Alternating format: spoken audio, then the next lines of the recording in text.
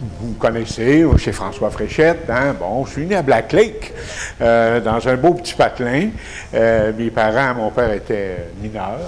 Et puis, mais par contre, il m'a légué, il faisait de la sculpture sur bois.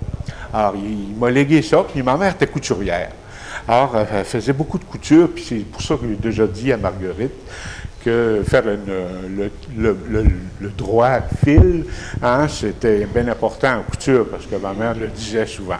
Mais donc, c'est quelque chose des gens manuels, des gens simples, et je viens de ce milieu-là. J'ai été dans l'enseignement, j'ai été musicien, j'ai enseigné la musique pendant une trentaine d'années, et puis, mais par contre, j'avais toujours une passion pour la sculpture aussi.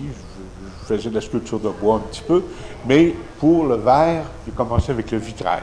Alors, c'était ma passion. J'ai été suivre des formations, j'étais un autodidacte. Alors, je suivais des formations ici et là. J'ai été même, après ça, 3 mois à Menton, enfin, dans le sud de la France, pour faire une formation, être comme apprenti avec M. Jean-Pierre Bellion, qui est un grand verrier encore aujourd'hui là-bas. Et ensemble, nous avons refait les plafonds, hein, les rosaces au plafond du Casino de Monaco. Alors, ça a été particulier. Et puis, il fallait les suspendre après, une fois qu'ils étaient faits, avec des fils de bronze et d'acier, parce qu'aujourd'hui, les assurances sont plus tatillonneuses qu'avant. Si jamais il y a un incendie, ben, il ne faut pas que le verre tombe sur les gens. Alors, on a refait, ça a été mon apprentissage en atelier avec lui. Puis, ça a été très enrichissant. Et ça fait depuis une vingtaine d'années que je fais du verre. Et puis, là, je suis rendu plus au niveau de la sculpture, du verre fusion. Je fais encore du vitrail pour ceux qui n'en veulent, et puis j'y reviens de temps à autre. Mais c'est plus ma passion de travailler au niveau de la texture, au niveau de la lumière, au niveau de la légèreté du verre. C'est ça qui m'intéresse davantage. En tout cas, j'ai fait toutes sortes de choses, mais entre autres, ça. L'exposition que vous avez aujourd'hui, c'est une exposition qui a été réfléchie, en tout cas depuis un bon bout de temps. Moi, j'ai été marqué longtemps par tout ce déménagement, de migration, des gens qu'on retrouvait dans l'eau, sur les plages européennes, puis même ici, qui traversent les frontières, des enfants qui ont été mis presque en prison aux États-Unis. Donc, tous ces migrants. Alors, c'est pour ça, le thème des mains, c'est un peu ça. C'est les mains qui demandent de l'aide, les mains qui veulent être conciliantes, les mains qui veulent un contact, les mains qui émergent, dans le fond. Et puis, en même temps, le thème des papillons, c'est un thème qui m'est cher depuis plusieurs années. Les papillons ont été exposés à Antigua 2 années de suite, au Guatemala.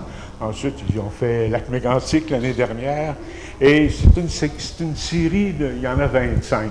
Ici, ils ne seront pas 25 parce que la salle n'est pas assez grande. Mais chaque papillon représente une qualité. Un conciliant, frivole, c'est toujours éloquent, positif, fou. Alors, ils ont tous des noms comme ça, mais c'est des qualités d'humains. Et puis, bon, vous pourrez lire sur les petites affiches que j'ai mis, c'est mon petit côté pédagogique de vieux prof, qui fait que, pour expliquer pourquoi le symbole des papillons, pourquoi le symbole des mains, c'est déjà très, très bien expliqué. Alors, c'est un petit peu le thème de l'exposition.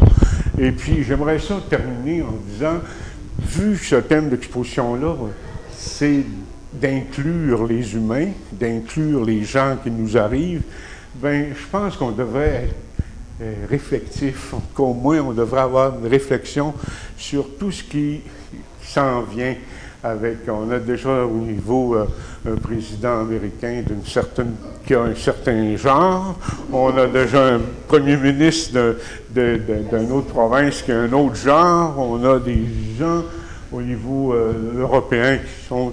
Nous autres, il y a des choses qui s'en viennent au mois de septembre, puis au mois d'octobre. Peut-être qu'on devra réfléchir pour avoir un peu une tolérance vis-à-vis de ces gens-là qui arrivent, les inclure, leur donner la main. C'est là-dessus que je veux finir. Et puis, moi, je vous souhaite un